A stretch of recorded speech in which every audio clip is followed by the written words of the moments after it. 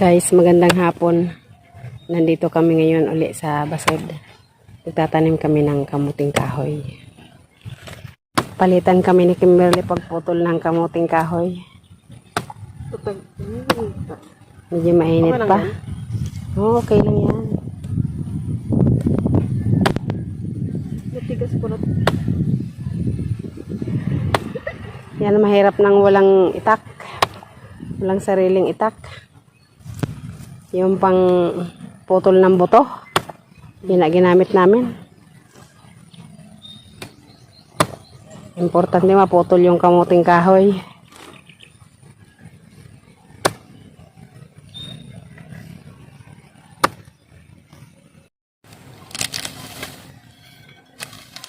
Guys, dito tayo magsimula. Paikutan natin tong lahat ng sulok, lahat ng gilid. Damihan na natin, tatanim natin para salin natin yung mga nangunguha ng gulay. Pag konti lang, baka hindi tayo matirhan.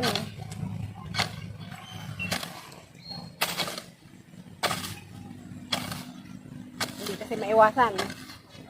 May mga nangunguha talaga ng tanim ng iba.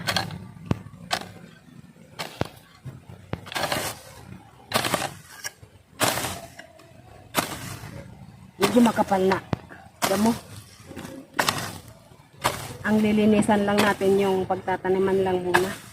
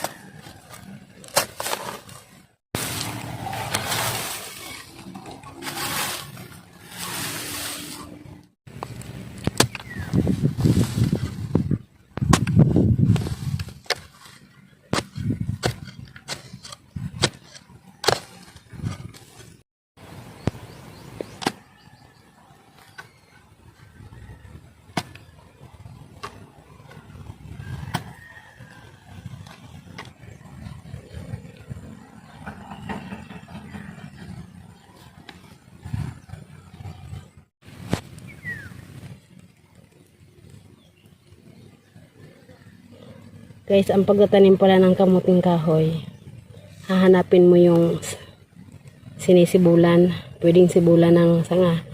Ito. Kung ano yung sinisibulan ng dahon o ng sanga, yun yung nakataas. Ganyan. Saka natin tatabunan.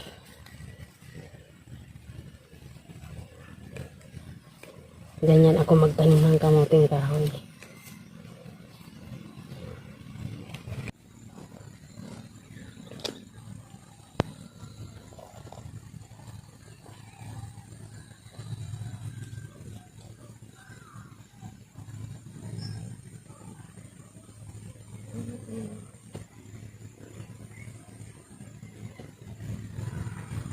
Ito guys, ito yung mga nataniman namin.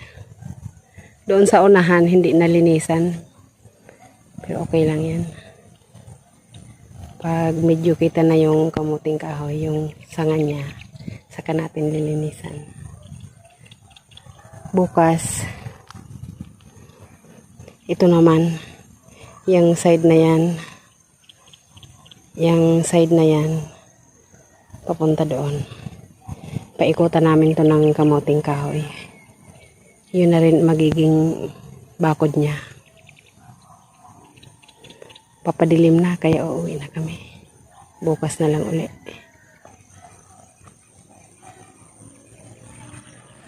Guys, magandang hapon. Ipapatraktor natin yung pagtatanamin natin ng gulay para hindi tayo gaanong mahirapan sa paglinis.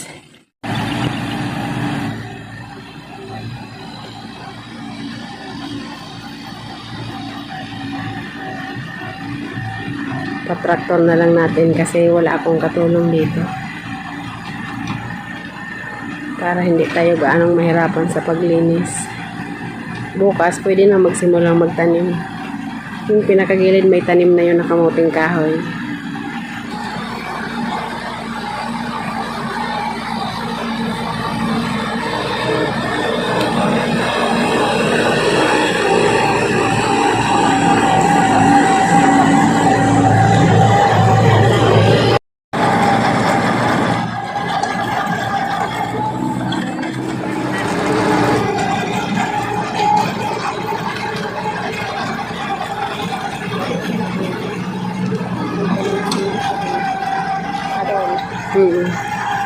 Pero dua minutes po yun lang.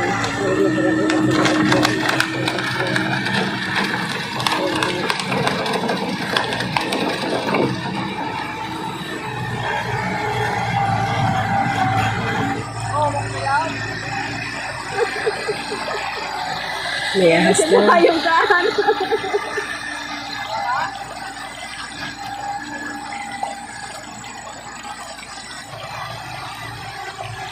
Irarong na to? Kaya. Merindalina mo na. Oh! Wala ta merindalina. Wala na onda. Yun naman yung onda. Yan. Ito man mo kung may traktor. Tapos na. Guys, magandang araw. Nandito ako ngayon uli sa Basod.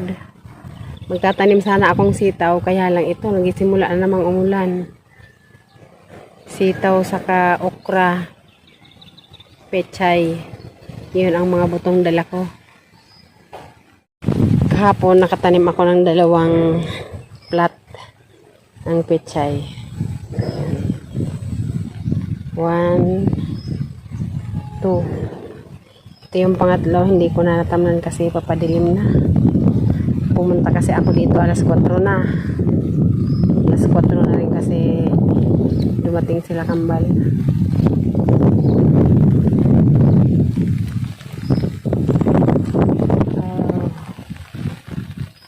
Wala pa naman kaming tent dito. Baka sa linggo makagawa kami ng tent. Doon maganda ang panahon. Dito galing ang ulan.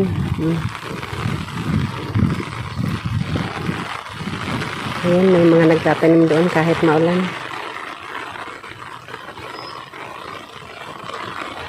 Pipilitin kong maitanim ngayon ang sitaw para tumubo-tubo na.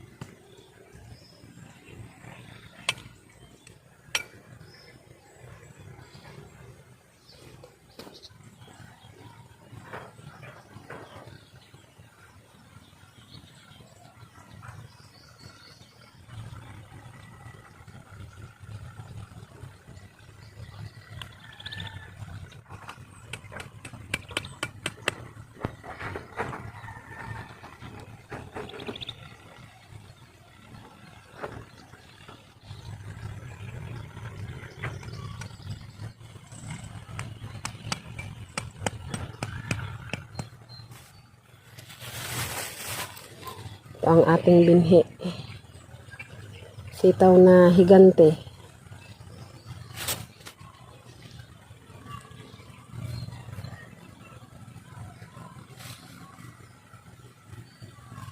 Tatlo.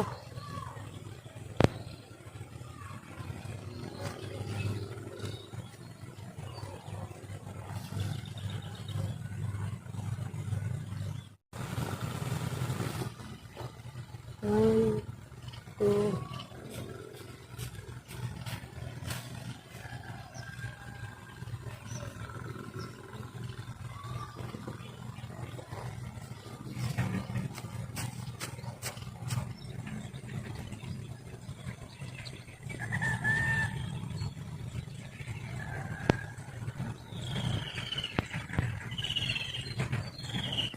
Kukuha tayo guys ng panglagay na tanda.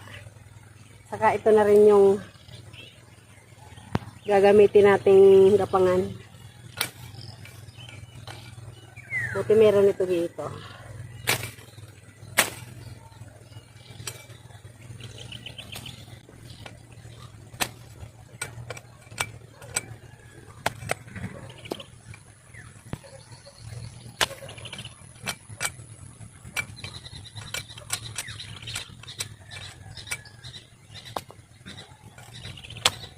Pangtala natin dun sa tatanim nating sitaw.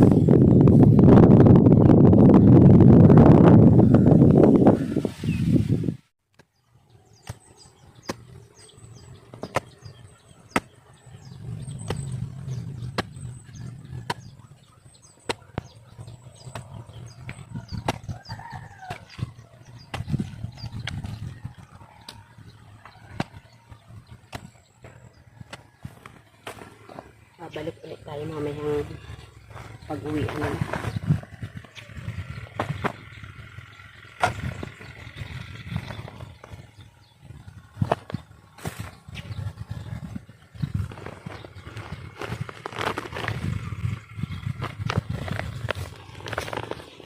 Guys, pauwi na tayo. Alas 12 na kasi. Pakita ko muna sa inyo yung mga natanim ko. Naka-4 na linya ako. Mga sitaw lahat yan. Yang may tusok na yan, may tanim na rin yan. Bali 4 na linya. Yan. Mamaya itutuloy natin. Dadagdagan pa natin yan kasi marami pa tayong binhi. Kung hanggang saan makarating yan, ang isusunod ko dyan, munggo. Meron din tayong konting binhi dito ng sibuyas. Subukan nating magtanim. 12:30 paalis na yun sila kambal. Kailangan bago mag 12:30 nandun na tayo. Pasensya na po kung bihira akong makapag-upload ngayon. Pagtatanim ko, sinisingit ko lang. Kanina kasi wala daw yung teacher nila kambal. Kaya nakasingit tayo. Kailangan maisingit ko tong pagtatanim ng gulay para hindi tayo bili ng gulay. Kung marami pa, pwede pa tayong makapagbenta.